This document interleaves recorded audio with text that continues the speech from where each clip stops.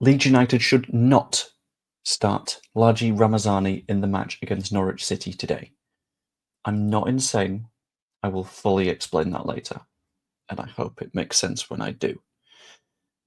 But Leeds United are playing against Norwich City today, and I figured I'd give it a little bit of a preview. It's a match that has happened time and time and time and time again in Leeds United's time under Daniel Farke. I think this is going to be the 6th time Daniel Farke at Leeds United has played against Norwich City, because 4 matches last season. This is the second of this season. And we've had a pretty solid record against them off the top of my head. I can't remember losing to them. And yeah, to be honest, we need to have a deep dive into how exactly Norwich City play, some of the major issues they are having, our potential injury issues, the big decisions that we may need to make, and what Leeds need to do, followed by my prediction for the match. So first off, we're going to start with how exactly Norwich City play, and it's a pretty interesting style. Norwich are a team that are not afraid to come at you. They will happily be a pressing side. They will keep attacking both home and away. But that's not been working recently. And part of the reason that hasn't been working recently is they've got some pretty big issues at the minute. Norwich City currently have 9 or 10 players out injured, depending on who you ask. Josh Sargent, in addition to that, is still coming back from injury and hasn't properly started a match since. And Boya Sainz is also unavailable, banned for an extended period of time, which means they are losing some of their best players. Obviously, when you play a high-risk, high-intensity style of football with a lot of injuries at the same time, Leeds United fans only have to look back at the era they got Marcelo Bielsa sacked and think, you're not going to get the best of results at that point. They typically play in a sort of 4-2-3-1 kind of structure in the same way that we do. High pressing, high energy, try and get a decent amount of XG, scoring through sheer volume of chances, as opposed to trying to keep it super secure at the back.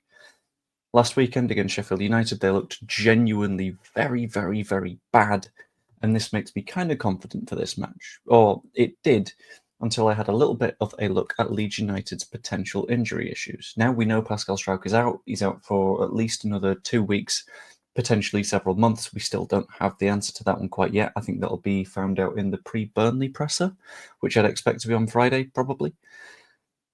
In addition to that, we have Manor Solomon, who is 50-50, very much looked like a doubt, and Brendan Aaronson, who took a pretty hefty knock to the ankle and is also a fairly significant doubt.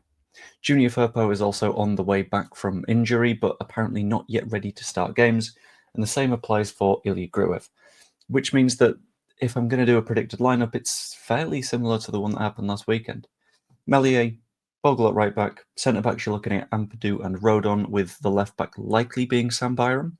Midfield you're probably talking Tanaka and Rothwell, with a 3 behind, definitely including Dan James, and definitely Pirro at 9, but the rest depends on injuries. And this is where we get into the Ramazani conversation that I mentioned earlier. And it's a little bit of Ramazani versus Aaronson, which I think is a very sort of interesting topic to discuss at the minute.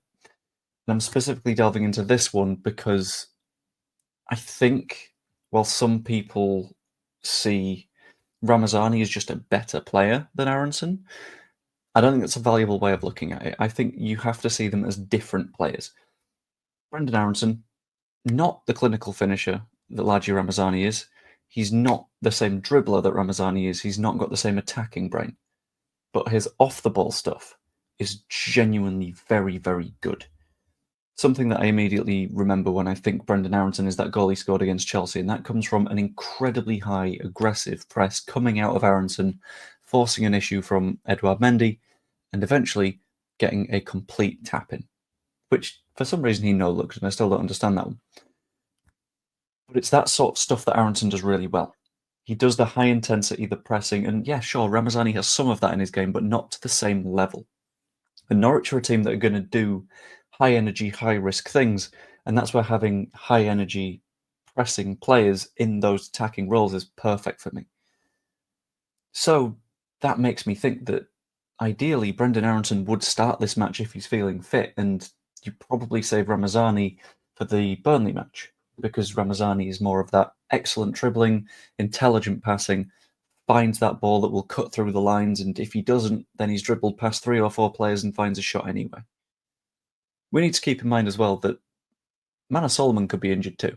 So it could be not a question of Ramazani or Aaronson. There's a chance you get all three of them in. And then you've got James's press on the right, Aaronson up the middle, Ramazani up the left, and that's a lot of energy, that's a lot of pace, all playing behind Piru, because I think Piru stays in. I think it's going to be a bit more of a settled system for a little while, just because we've got a very difficult run of games coming up. So after Burnley, we've got Cardiff, fine, Coventry, we'll deal with it. Millwall in the Cup, that's okay. Watford, we beat them easily enough at home. But following that, you've got Sunderland at home, Sheffield United away. And it's a good time for us to build up a rhythm with a fairly consistent 11 so everyone knows who they're working with, everyone gets more consistent, and there's a great level of chemistry building up.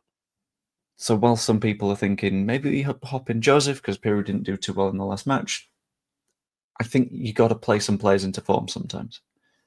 So in this specific instance, I think for Norwich, Aaronson is the most specialised tool, whereas Ramazani is likely a better option for Burnley.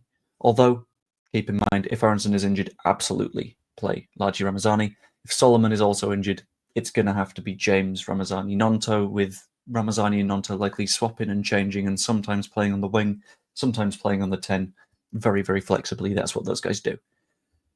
And when it comes to what Leeds need to do in this match against Norwich, it's basically what we do at home all the time. Don't let them dominate the ball, because if they're able to do that, then they're able to use that sort of chaotic energy that they bring, especially with a few players out, because we don't want to underestimate them. They do still have a decent level of quality in their side, especially if Josh Sargent is fit enough to play. In addition to that, we need to hit them on the transition as much as possible, because fair enough, I've said that they're still a fairly decent side, but defensively they are weaker than when they are at full strength. And in that instance, it gives us something to target, especially before they can drop into that defensive shape. And even more importantly than that, we need to cut down on individual errors, because that is what is dropping us points. We did pretty damn well in the match against Sheffield Wednesday. We blocked them out to one shot on target, maybe? But Harrogate was a little bit nervy. We made a few mistakes, gave away a few too many set pieces. Hull, we know the mistakes that happened against Hull. Blackburn, we know the mistakes that happened against Blackburn. If you see me looking that way, it's because I've got like a big calendar thing with all my work shifts and Leeds matches on it, so I was just trying to keep track. If we're able to cut out those mistakes and we're able to be properly clinical with our attacking and create those chances on the transition and just own the ball in the middle of the park, I'm very, very confident about this one. So my prediction is going to be a nice, comfy, cozy 2-0 that some people think is boring, but it's a result. And at the end of the day, football's a results business. But that is, as always, just what I think. Let me know what you think in the comments down below. Like the video if you enjoyed it, and subscribe if you're not yet. That's always really, really appreciated. You can even become a channel member too. It's 99p for a month, and you get videos like this one early. Hope you enjoyed, and I will see you later. Toodaloo. To be clear, I don't dislike Ramazani. I just think Aaronson's better for this match. But I can feel the comments are already going to be like really mad just because of the title. So,